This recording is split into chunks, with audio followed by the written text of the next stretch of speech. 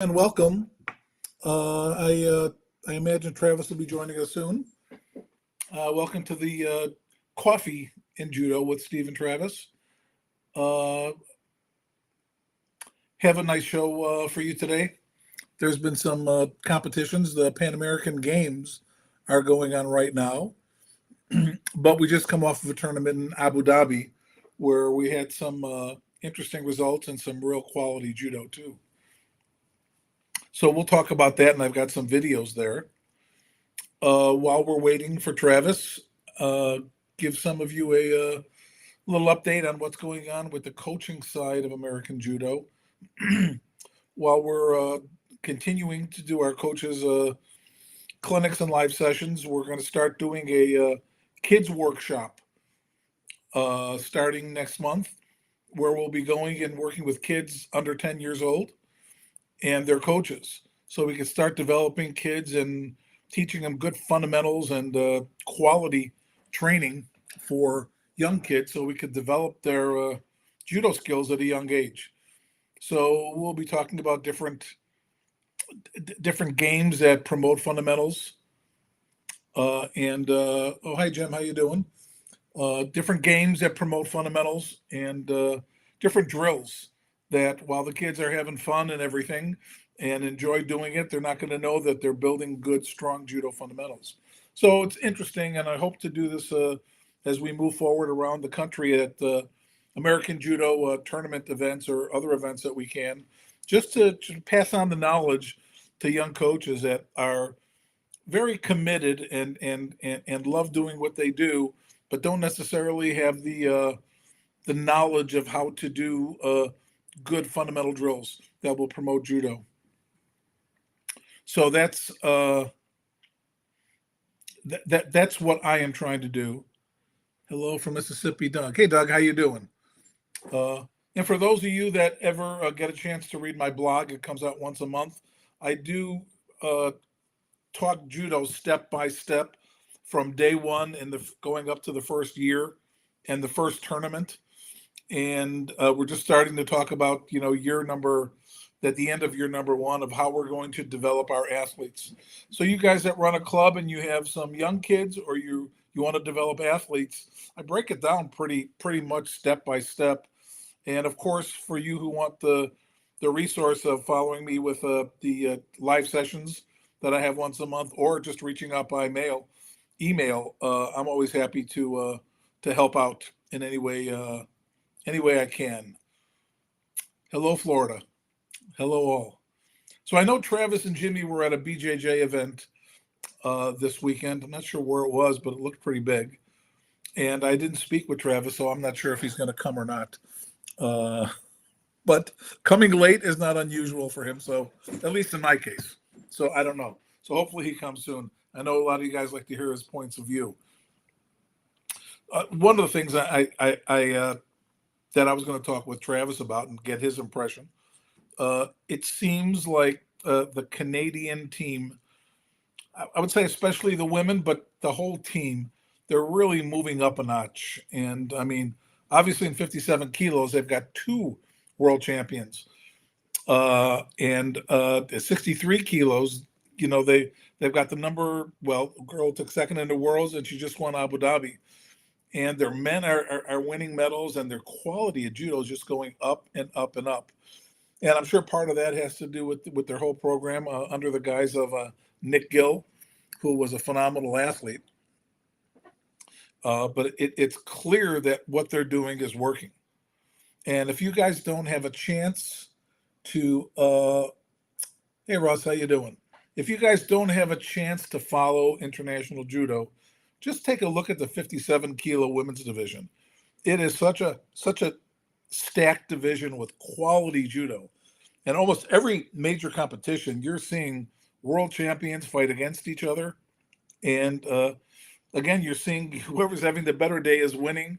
And whether it's Deguchi or Klimkate or Silva or Bilodid, I mean, it's just so stacked.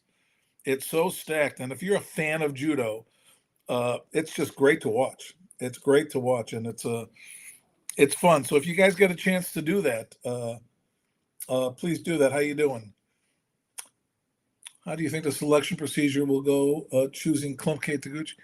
You know, it's I talk about that with a few people and people that are friends of Nick Gill who know him. Uh, Ideally, for me, I would love to see a match just like they did with Mariama and Abe, where they did it on YouTube. It'd be a great match to watch, and it sure would be interesting. And even though Deguchi has the edge, I mean, Klimke just beat Deguchi last week. And the previous competition, or two previous, Deguchi won. So it's interesting. I think it'd be great for judo to have that one match. But I think, let's see, is there a world champ? I think there's a world champ just before the Olympics. What Canada did last time was very interesting. They let it go to the world championships and decide there. And, Deguchi just didn't have her best day, unfortunately. And once she was knocked out of the gold medal round, and she had to come through the repechage, she kind of lost it since Klimkate made it to the finals. So the Olympic team was already decided, and that's my view. But it looked like her heart was no longer in it, and it took her a while, but she's come back strong. So, I don't know what they're going to do. I don't know for sure what they're going to do, but I certainly would love to see that match on YouTube, like they did with Mariam and Abe, because that was a fun match. I don't know how exciting it was for other people because it was kind of slow moving, so to speak. But for judo crazies like me, I loved it. So we'll see what happens. We'll see what happens. Deguchi doesn't train in Canada, so it's not like they're together all the time. But as far as the breakdown of the two athletes, Deguchi is a pure judo player, technical, beautiful technique. Her attacks are sharp, they're good, they're crisp. And Klimkate is a fighter at the highest level. And she's in incredible shape, and she is strong, tough. Her movement is good, and she knows how to play the system well. A lot of her attacks are borderline on Shido's, but she manages to get through. And Deguchi is very good at making it look like a Shido. So I recommend, if any of you guys have a chance to watch those two fight, but still watch that whole division. It's just phenomenal. I love them both. I mean, I have no, I have no favorite, but I like Deguchi's judo better. But I love the way Klimke plays too. So it's exciting. It's exciting, and they have that in other divisions. But what the interesting thing is going to be is with Billadid, who hasn't fought recently very much. But we'll see how she adds, because she's slowly getting better every single month, and growing into that 57 kilo division. So the Olympics is going to be really, really interesting. Interesting to watch, certainly in that division. Not that the other divisions won't be interesting to watch too, but it's going to be exciting. I'm glad you're following it, because more than ever. I mean, when I was younger, I used to wait for magazines to come out. I followed judo that way, and I was a huge fan. I couldn't wait for the magazines, and at that time, judo was in Black Belt magazine, and they'd have the top 10 Americans, top 10 Europeans, top 10 Japanese, and you'd get the results of the All Japan Championships, and you'd read about it, and you read it. When I was a kid, I read it, and I loved it. Now you can watch it. You can watch it live. You can watch it over. There's such great judo to watch. So for fans of judo, it's never been a better time. Unfortunately, and if Travis was here, I'd be complaining, for some reason, the Pan Am Games is not so easy to watch. I haven't figured out how to watch it yet, and there's probably another fee to watch it, but it's going on now. I know that the Americans won 2 bronze medals yesterday, I think it was, and we'll see what happens today. I think Jack Unesca goes today. He seems to be our bright future, and after winning a silver medal in the Junior Worlds, and coming back and fighting for a medal in Abu Dhabi, which was pretty cool. So that's good. So I'm going to hold out like I did last week for a few minutes before I put the videos on, because I know I like to watch Travis's response to the videos, because we I don't show him the videos, nor does he have any clue which ones I'm picking out. So I got some pretty good ones to watch, and again, I do have some from some our young Canadians that are doing well. Hey Chris, how you doing? Thanks for joining us. Thanks for joining us. Uh, I know you're following the great 57 kilo matchups too. You like me, I'm a little more involved with girls judo today, like you are, because most of the girls that I coach, most of the people I coach are girls, so I follow girls judo a little more closely than men's. Rivalries elevate interest in sport, interest in rivalries, USA. That interests you also. What head-to-head matches would you like to see on USA soil? You mean if you're talking about Americans, John? If are you talking about Americans? You know, there was a time, and I think one of the big mistakes we've made in American judo, and I think it's a huge mistake, is many years ago, even when I competed in the '80s, that we had to qualify in the United States. Now, I get the idea of qualifying internationally and having a world ranking. And I think for overall judo, that's good, but it's not good for the United States.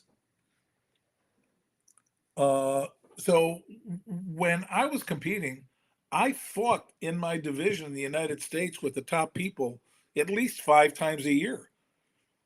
So we had a nationals we had to compete in. We had a U.S. Open we had to compete in. We had a ladder tournament, or it was the Olympic festival when I was competing, and they moved it into a sports festival. But we constantly competed, and at that time we had some great rivalries. You know, so I mean, you had I mean, Mike Swain, had to beat Nick Unesca, and he had Joe Marshall had to beat Jimmy Martin and Doug Tono, and Jason Morris and Dave Faulkner. I mean, those were great matchups, and they fought 4 or 5 times a year. And we had an Olympic trials too. And the Olympic trials, there was a first trials with all the top 7, and then after that, the top 2 went 2 out of 3. So we were fighting each other head to head all the time, John, all the time, and it was great. It was great, and not only was it great, it got other people a chance to play with the best players. So what happens then is the people coming up get to feel, get to touch, get to watch all the top players in the United States. I mean, could you imagine having a Mike Swain and never getting a chance to watch him play? He only played internationally. Or a Jason Morris or a Jimmy Pedro. I mean, we got to watch them 5 times a year, and they were fighting head to head. So yeah, I mean, it's tremendously. I mean, John, I'd have to think about that, and I'm happy to reach out to you about that. Which matches would highlight, but boy, we're just missing a huge opportunity, and it's hurting American judo all the way. It's just hurting American judo. And not only did we have these tournaments, we had camps afterwards. So you have the top players competing, and afterwards you have camps. And you bring the junior players in the camps, and you start promoting and building American judo. And we can't do that. We can't do that. Do I remember Gary Moore? Give me a reference so I can tell you. Where's he from? But I think we could do a lot better to build American judo and to build more excitement. And John, you remember what the New York Open was many years ago? It was a premier tournament. Premier tournament. How old was he? How old was Gary Moore?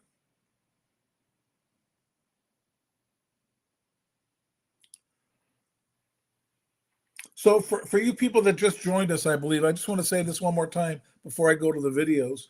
One of the things I'm doing, and this is something I'm taking on as I go to these local tournaments and I see these coaches that are so devoted to their athletes and so involved and so interested watching them and I see their passion, I find it that and when I talk to these coaches, they really get they get no support anywhere. Our organization doesn't support them. Even the local organizations don't support them. So pretty much every coach that has a club is on their own. And I find that to be challenging. So I decided to start at American Judo these U10 workshops. And what I'm going to do is I'm going to be going to different areas and work with, junior coaches. We'll come together. We'll learn some new drills. We'll learn. We'll talk. We'll discuss things that we're doing. We'll have the kids do a lot of randori, and then we'll have a little team match afterwards. It'll be a lot of fun, and the kids will get a lot of work.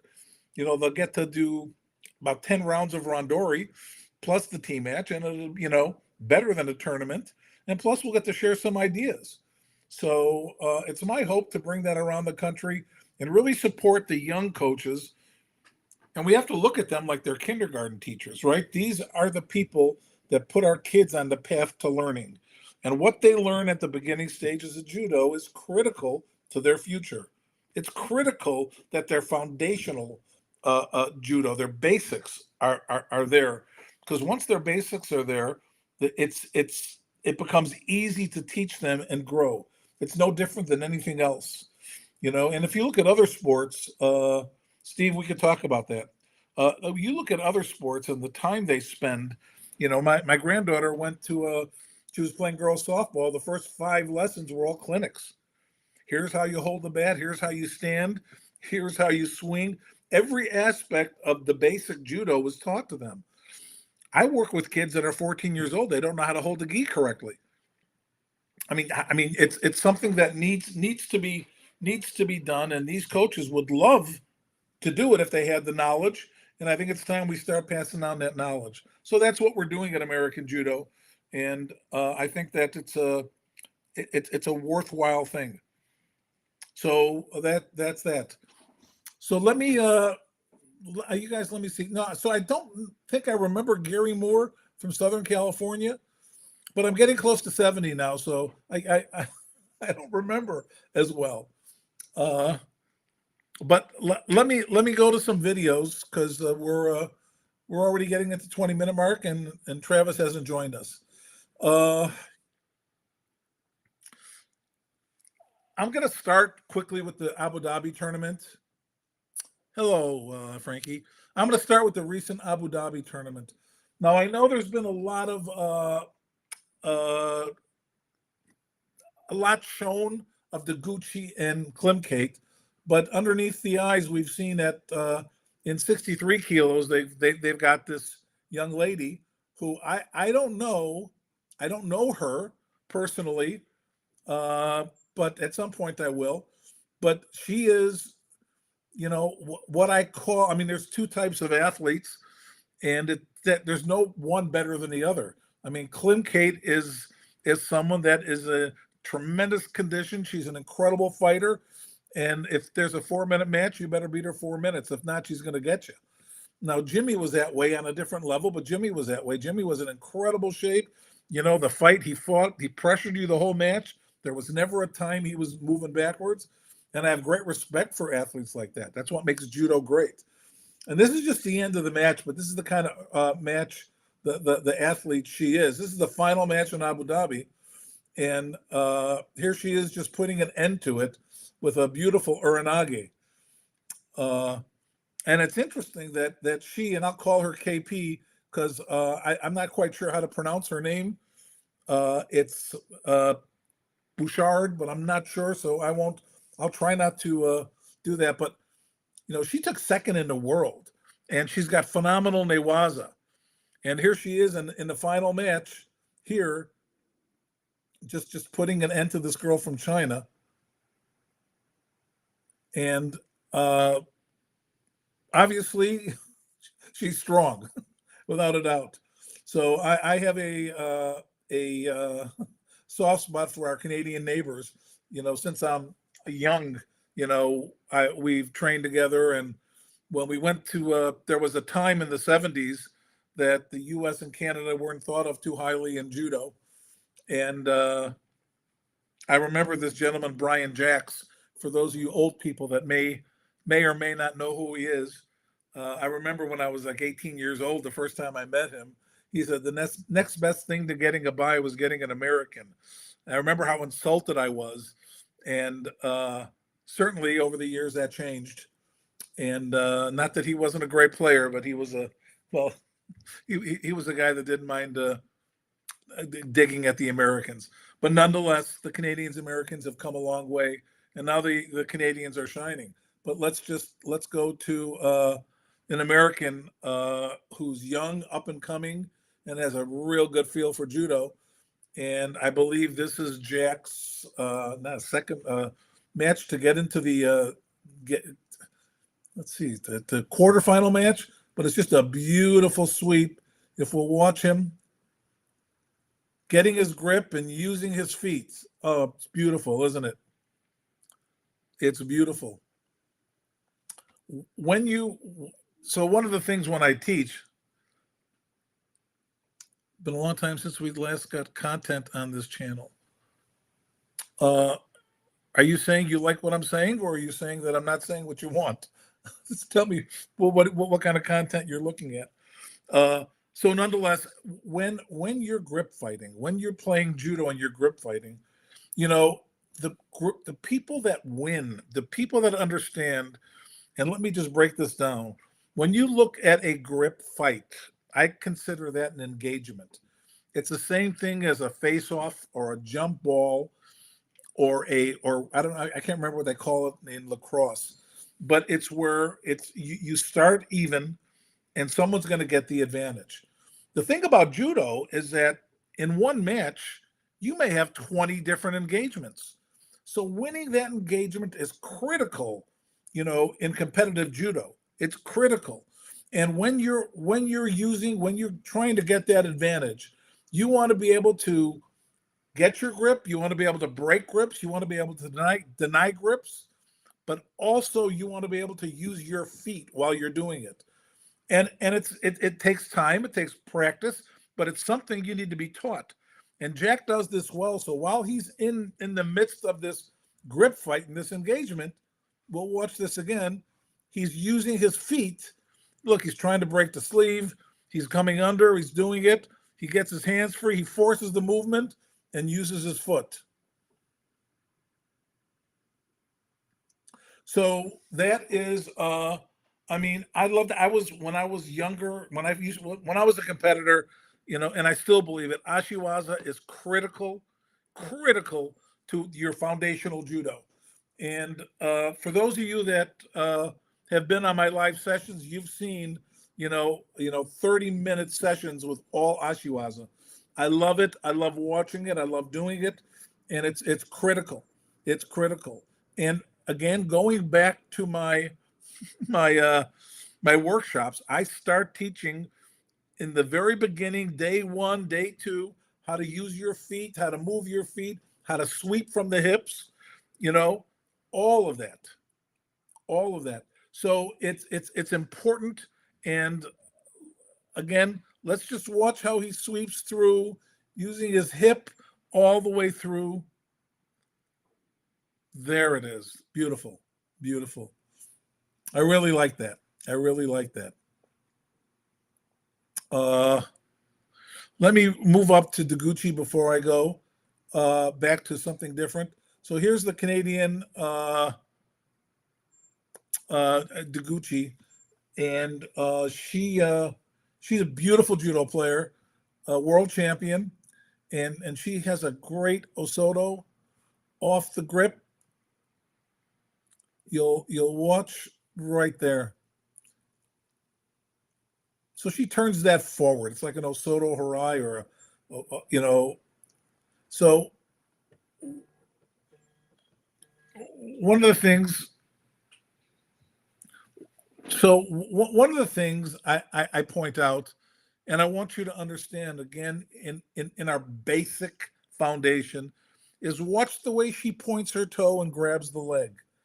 Okay, I find that sadly missing in today's judo.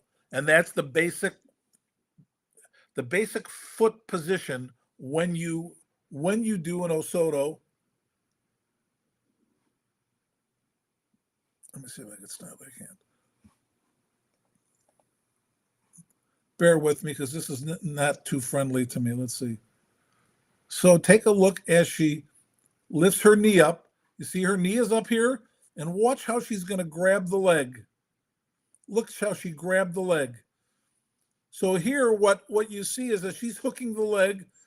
Her opponent's leaning forward. So Deguchi likes to do Osoto. So she likes to go back over the shoulder in the back. But this girl's leaning forward, so she's going to turn it forward and do the throw. And that's just making the adjustment forward. Look at the upper body control. That's just beautiful, isn't it? Let's watch her just upper body turn. Did I not get this? Let's watch it again slower. Turn. Look at the sleeve control, the turn. Yeah, I love that. I love that. That's just beautiful. Tuned in from Kenya? Well, it's great to see you and welcome. Welcome, welcome. So the way you grab the foot is critical. It's when your leg is in the strongest position. Your toe must be pointed down. And when you grab that leg, you're grabbing it like it's a whip and you're wrapping it so your heel gets behind the knee. Go watch again. And look how fast she gets it off. As soon as she gets two hands on, she's in. As soon as she gets two hands on, look at that. Nice turn. That's just beautiful judo. Beautiful judo. And capturing the leg is something that is obviously necessary to do the Osoto or the Oto Harai. So here's something that I put this on for Travis, but so in his absence, we'll watch it.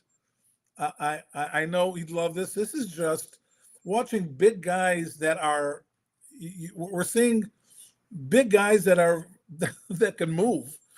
And watch how he turns this throw, this combination. He does the Ouchi, watch right here, Tominagi. Look how shocked he is. Look how he comes right into it. Look, beautiful.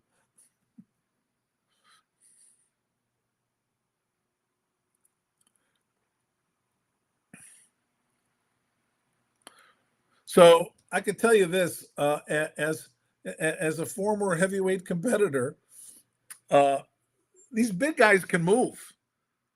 These big guys can move. So, I mean, you're watching this, you know, just how he turns this right in, how he controls right off the Ouchi, keeps his foot under him. Look how nice that is.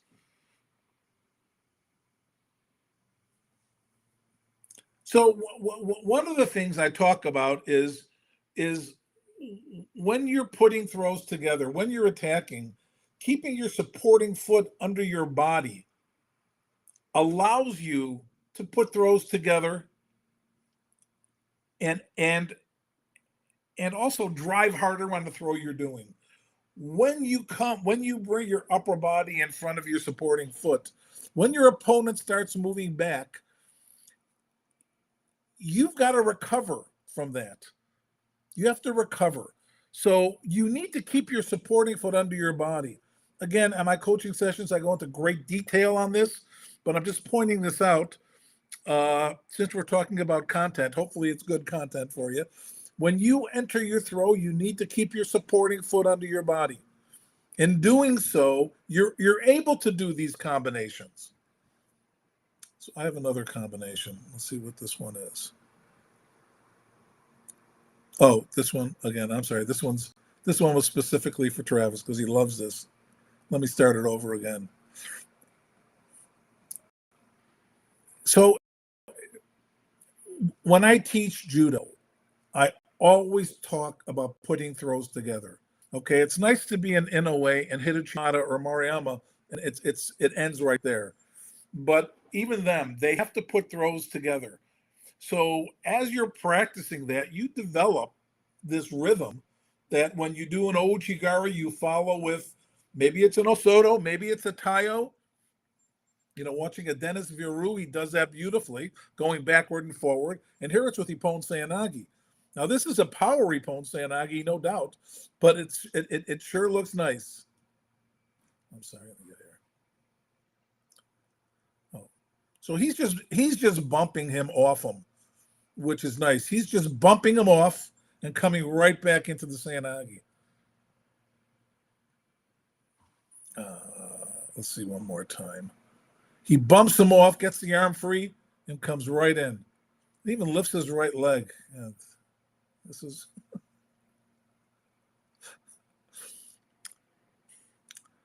I mean, obviously these guys are world-class athletes. Some of these guys are so freaking strong. They're just so strong.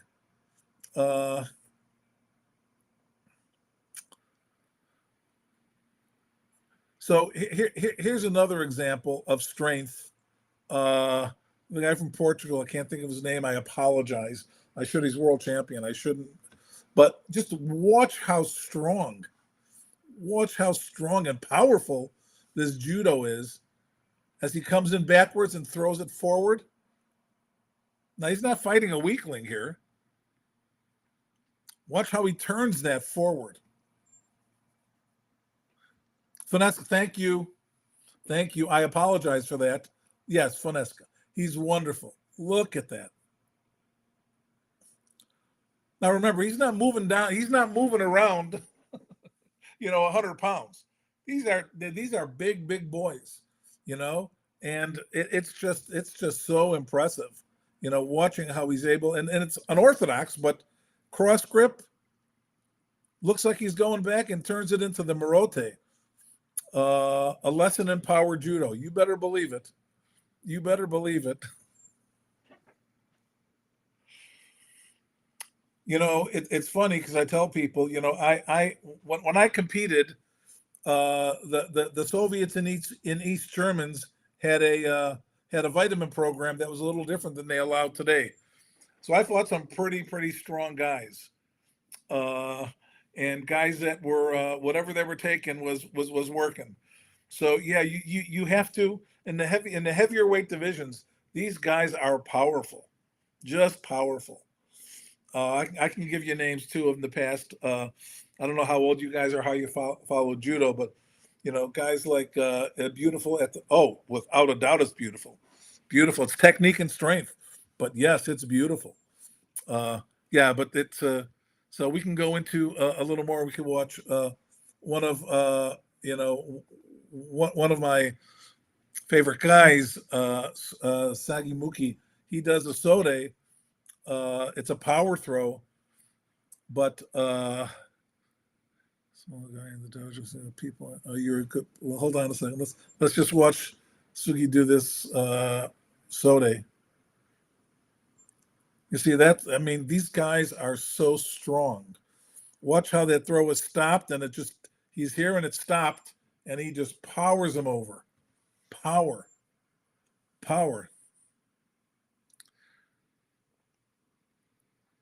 So, so if you're a power technique for smaller players. Power technique for smaller players. For me, I think that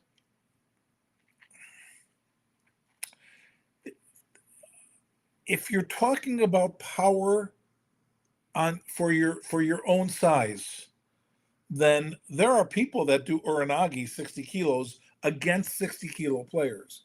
If you're talking about in the dojo and you're fighting people that are 75 kilos or higher, then it becomes difficult. And then your advantage isn't power, your advantage is speed. So I mean, I would really, work your ashiwaza, and move your opponent.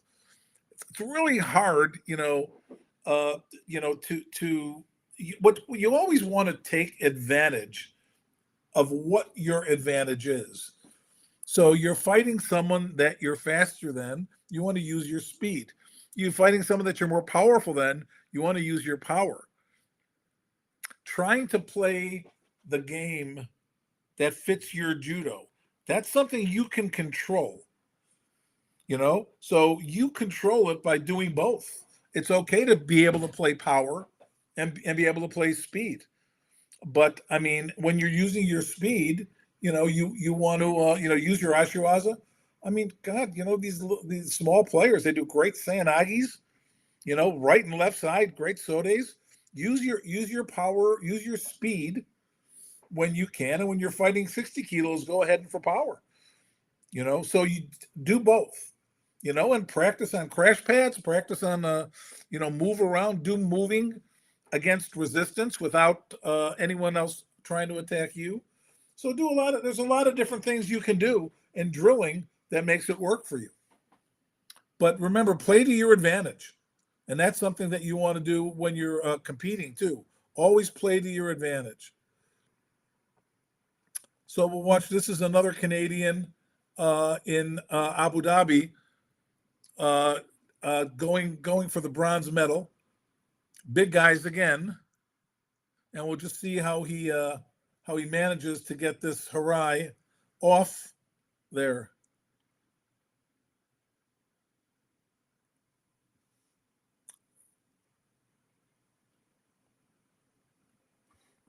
That's the bronze medal match. Let's watch it again. Let's see if I can't do that. Can I stop it here? I can't. What I like about this is I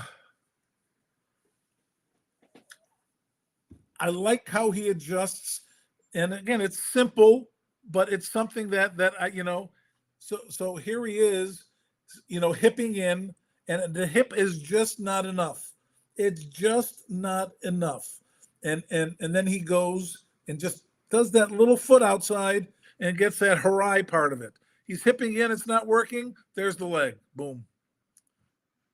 And again, as he's working, and again, I talk about this, and I'm sorry if I'm talking about it too much.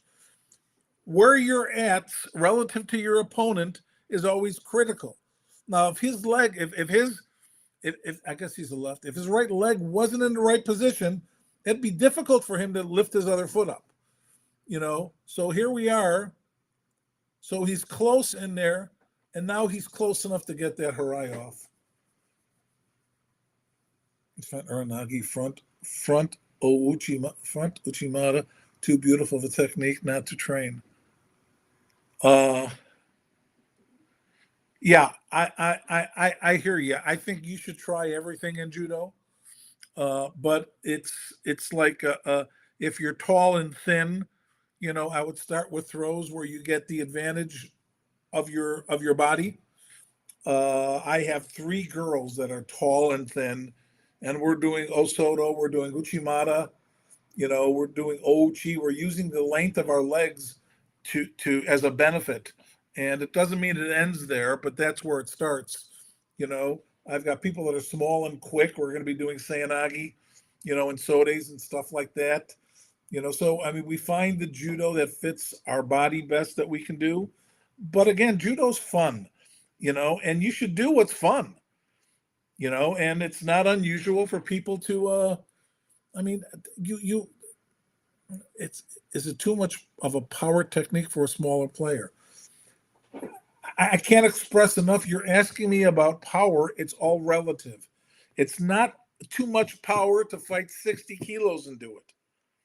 But if you're fighting 73 kilos, no, it's going to be really, really difficult to do.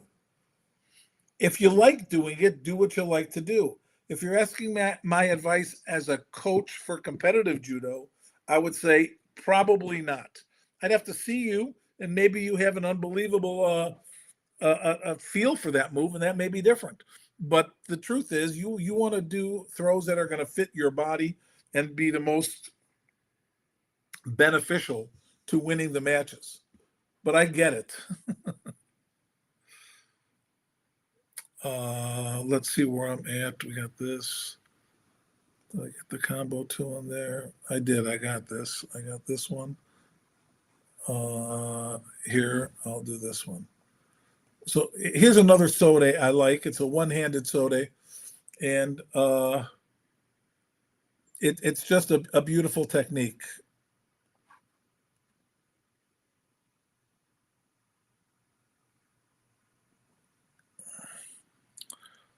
Nice, powerful, good hips.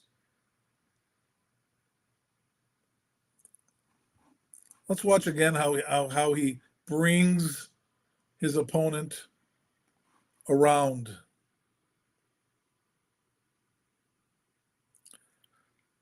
Little bit of a pull around to his right to get that movement he wanted. Here he goes. There it is. Nice feel. Nice feel. So I'm not a sode guy. Sode wasn't a popular technique when I was competing. Obviously, I coached Jimmy, and Jimmy did sode, all the time, and I have students that do it all the time. But from when I was fighting it, it wasn't as common. I think we had an American, Jim Woolley.